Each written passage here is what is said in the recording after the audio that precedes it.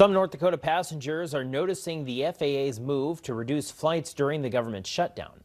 Delta's website shows 2 flight cancellations in both Williston and Bismarck to Minneapolis over the next couple of days. Minot has 1 Delta cancellation Sunday to Minneapolis.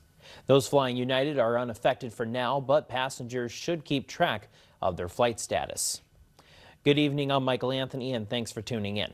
The FAA will continue to reduce airline operations the longer the shutdown goes.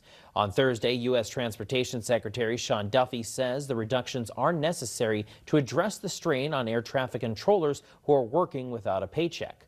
North Dakota Aeronautics Commission Executive Director Kyle Warner explains that while it's inconvenient, the move by the FAA will prioritize passenger and pilot safety. That is one of the reasons that they are being proactive at this time and have announced a 10% capacity cut to 40 different airports nationwide due to the challenges that they've had with the air traffic control staffing levels, but the message has been consistent that safety will not be compromised.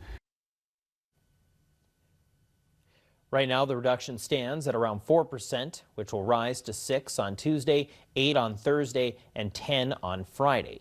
Again, passengers should check their flight status with their carrier for the latest information.